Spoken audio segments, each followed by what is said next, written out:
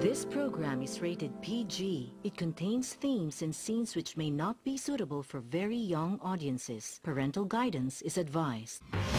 Be advised that the views and opinions of the hosts and guests do not reflect those of the station.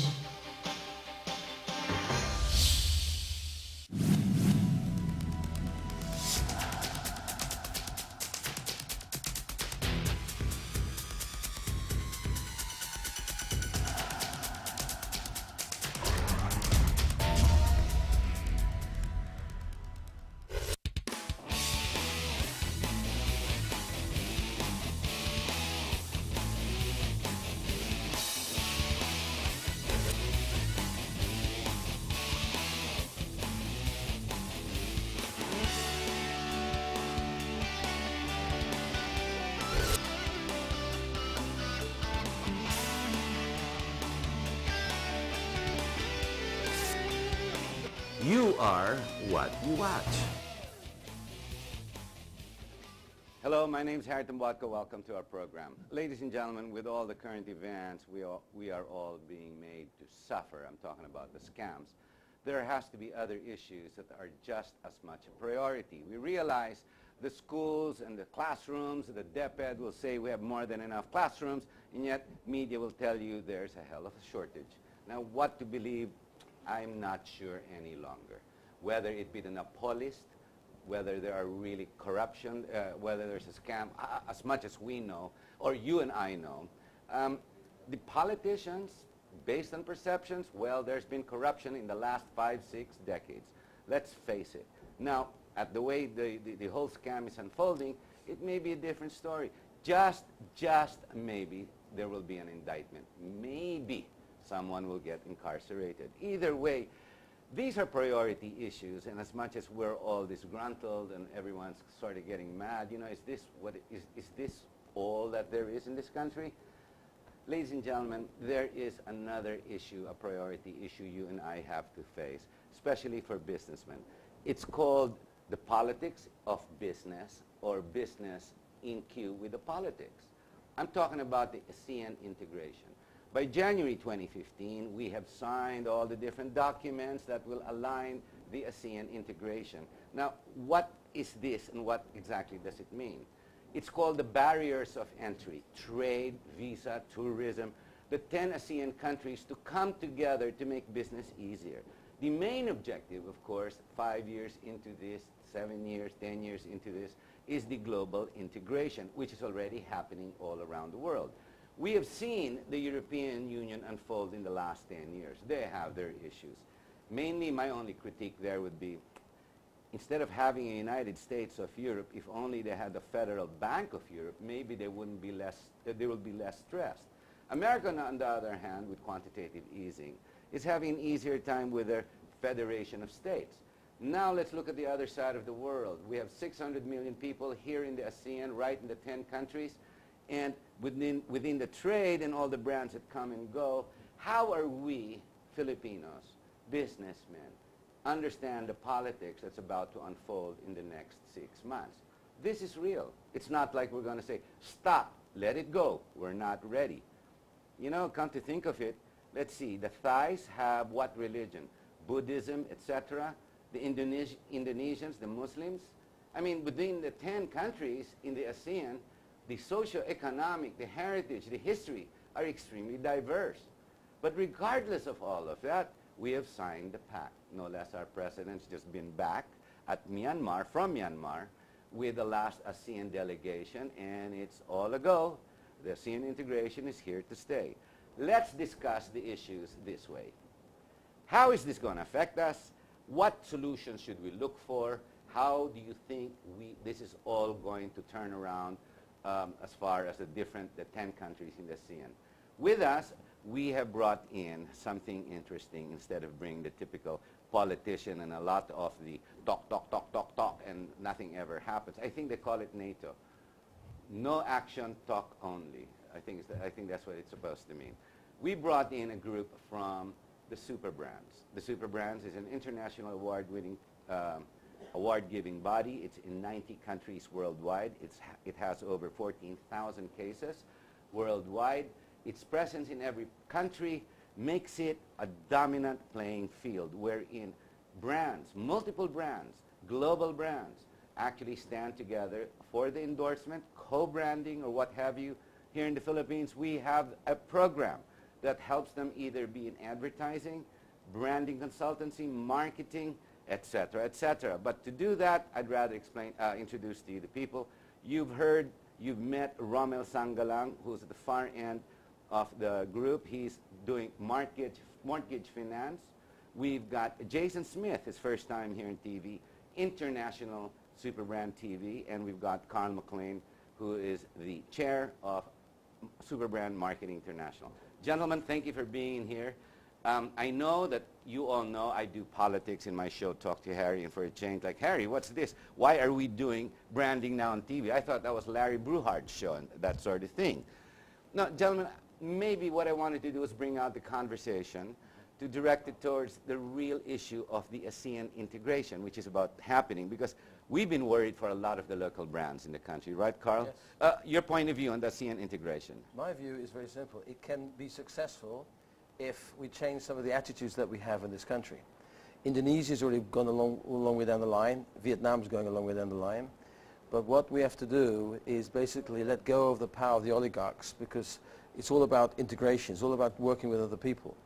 To be honest, a lot of the oligarchic companies here have not really wanted to let go of the power that they have. So protectionism. Protectionism. What we have here a lot of the time is protectionism. There are good and bad oligarchs, if you can call it that. Are there any good oligarchs? Well, it's like saying there's a good dynasty. Yeah. I mean, really, when you go to the toilet, it always stinks. Yes. But it never turns better. But there are some, Sorry, there are go some on. who share, and there's some who don't share at all. There are some, for instance, you look at the Gokongways, they're very strong here, but they're also strong in other countries. They've gone all over the place. They protect the market here, but they go overseas and invest heavily in Malaysia, Singapore, other countries like that.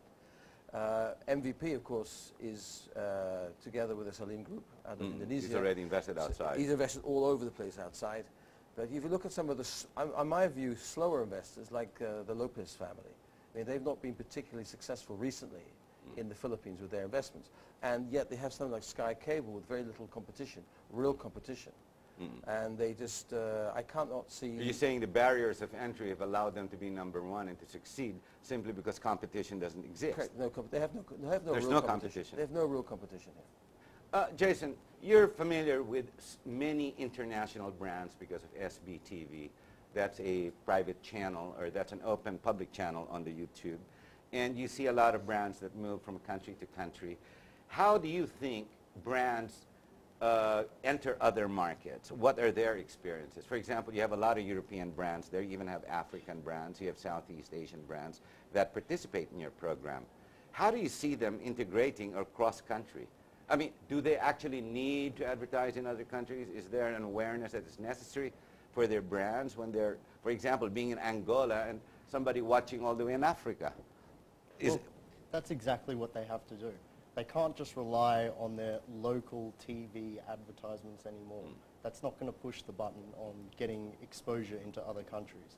They're going to need to expand and differentiate themselves against all the other local brands, but international brands as well. And we see that with what's going to happen in the ASEAN integration in the Philippines. All those brands which have relied purely on single price structures and being the only dominant force in the market, like Carl has said, they're going to have to change the way that they see marketing and branding, because they're going to have to start competing with multiple competitors. They can't rely on simply being the cheapest item on the shelf anymore. They need to promote themselves and brand themselves. Real competition this time. Real competition among each other, not the exactly. protectionist trade that many enjoy here, for example. Exactly. You don't have that benefit anymore. But we also have to remember that it's a two-way street. We're not going to just be defending our own turf. We're going to be on other people's soil, and we're going to need to expand there as well, which is exactly what we need to That's the key, what you said. You're not in your own soil anymore. You're actually traveling, whether you like it or not. So export is going to be a requirement, or a presence in the other market, or just how do you sustain your brand in your own country when you've got what you call invaders coming in? For example, San Miguel beer. Sure, we have We have Tiger beer and Corona beer here and the German beers, but they're 5 times the price. You buy San Miguel beer for 27 pesos or 30 pesos, and you're enjoying the market, the volumes and the market, the majority of the market, because you're cheap. Because the others are coming in at what price? 200, 300 pesos, right? Yeah. Now, if they come in and the barriers of entry are lower, then you're competing all at the same stage. Then it becomes a different story. That's an investment issue, though. If you look at San Miguel's investment in the brewery, somebody else could come in like Singer Beer or Tiger Beer, for example, come in here and set up that type of brewery. It's expensive, but they could do that and compete with San Miguel head-on if they chose to do that. If they chose to. Today, they haven't done it to date because they've got other markets, number one. Number two, the climate's not been ready for them to do that. But if with the ASEAN integration, with the fair trading within the region, they came in here and set up big bottling plants, etc., they could take on San Miguel, believe me. They're big enough to do that. Exactly. What they have to do in terms of that is differentiate themselves in terms of branding. Yes. That's the only thing that's going to make them stand out amongst their competitors of the same price point. Right. Branding being the consistent delivery of the brand promise, which generates integrity, that makes it a brand, assuming that is the only definition towards the word brand and branding. Rommel, when it comes to investment, as Carl pulled out, the investment scheme in Southeast Asia has been relatively flat and one and the same. Be it you're in the Philippines, you go to Singapore, you go to Thailand, you go to Myanmar, wherever.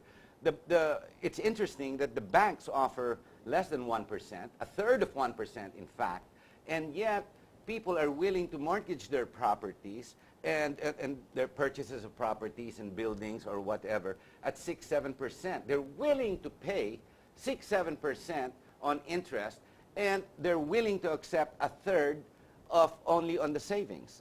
How does that work out? I mean, where's the branding there? There isn't any, is there? Well, what we have is a reputation that's fairly bad throughout the world.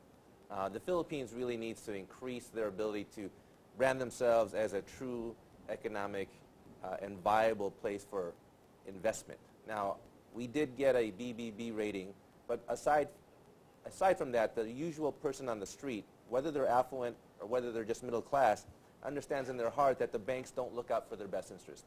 There is no consumer protectionism here. So when you're talking about branding, the most popular and the best approach to the banking system and investment system is you find a company that will walk in here into the Philippines and basically present a consumer protectionism type utility vehicle for investment, and you will see people flocking, because that's what's missing today. Consumer protectionism just doesn't exist now, but it has to, because it exists in Hong Kong, it exists even in Singapore, and now it's going to have to exist in Manila if they're going to compete against the Asia. So with the integration with Singapore being part of the ASEAN, once the barriers of entry are lowered, these banks here are going to have to shape up, is what you're saying. Yeah, that's what they have to do. Carl keeps complaining about, for example, BPI, who claims they're one of the best, but gee, the service is crap. And the options for finance are nil. And there's zero growth, there's zero branding, there's zero awareness. I mean, they're a nice, friendly bank because they always had it for years, and they're nice people. But they're so conservative, Harry. They're so conservative. You look at BDO. You look at the aggression that BDO very has. aggressive. Look at the marketing that they have. Look at the position they have. They've come from nowhere through the growth of their stores, their supermarkets, by forcing all their, originally forcing all their stores to put the money in BDO. You can transfer it from BDO to China Bank later if you want. Yes. But you have to put it into the BDO account when you first have a store there. That's how you do it. So from that, they've grown and grown and grown. They've become a very aggressive bank. If you look at loans, they're the most aggressive when it comes to loans. They are. When you look at US dollar rates, they're the most aggressive, give you the best rates on US dollars. So they've actually cornered that market very well, and the other banks better be careful. Now, the big Malaysian, Indonesian banks, Singaporean banks, they could take on BDO should they choose to do that. At least with the ASEAN integration, they have the opportunity to do that. But Tessie is a very smart lady. She can go to Singapore, Malaysia, Vietnam, with this ASEAN integration. She could actually grow BDO through the region. She probably will. Gentlemen, we're going to have to take a short break. Everyone's giving me the signal. We'll be right back. Stay with us. The issue that we've discovered and we've all agreed on, the solution is branding. Now, what kind of branding? We've talked about finance. We've talked about the international situation. We've talked about the competition and the barriers of entry. Stay with us as we go deeper into the real issues. I'd like to find out how I can protect my brands, my products, my investment. How do I protect myself being a Filipino? Stay with us. We'll be right back.